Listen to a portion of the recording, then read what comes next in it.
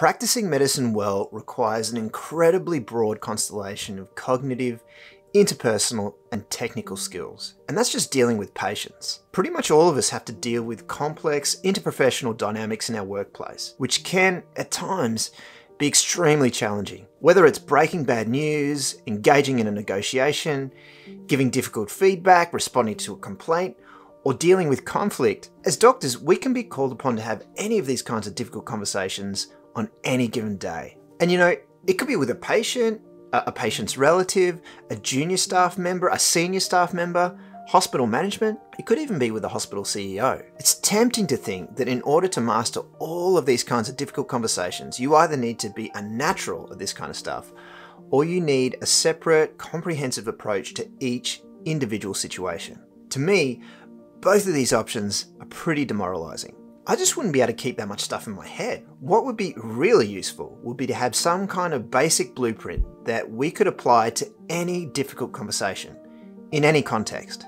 And what would be even better would be if we could leverage some of our existing clinical skill set to achieve that goal. In this video, and in the ones to follow, I want to introduce you to that very blueprint. Hey, my name's Hayden Richards. I am an emergency physician based in Australia. I'm involved in postgraduate research focusing on leadership and challenging interprofessional interactions in healthcare, and I see our workplace as the perfect laboratory to develop, train, and refine our ability to communicate at the very highest level. My goal here is to share what I've learned about the science and art of communication to help you unlock the power of difficult conversations. I remember an incredibly challenging interaction I had with a member of another specialty some years back. I won't go into details, but suffice to say, I was spoken to in an extremely disrespectful way. And it happened in front of a large group of people. I came away from that interaction feeling disrespected and humiliated. And for days afterwards, I felt irritable and upset.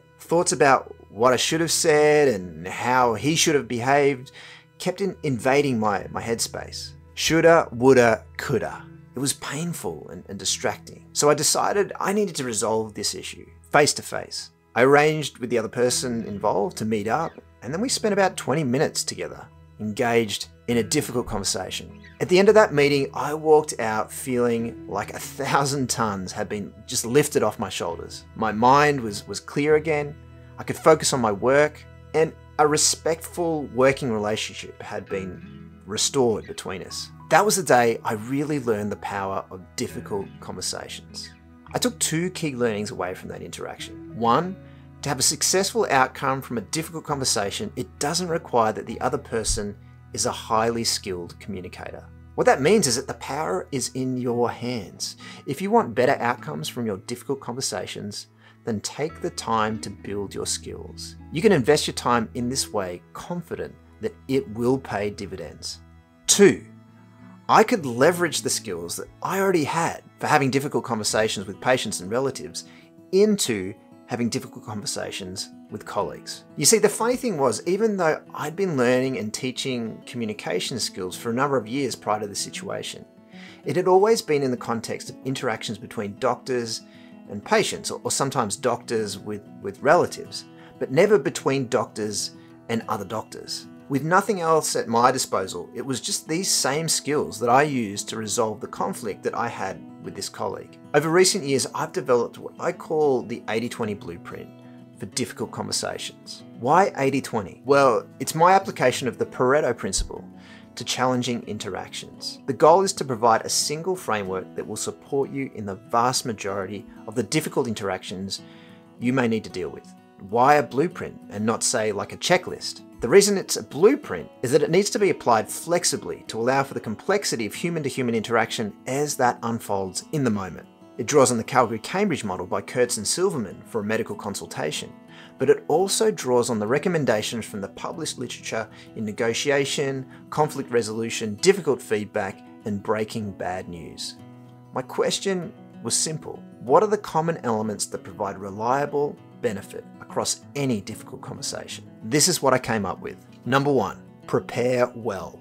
Perhaps the most important tasks here are gathering any pre-existing data that you have access to, getting clear on what your purpose is, and framing the situation and the other person such that, as best you can, you can approach it with an open, curious mind.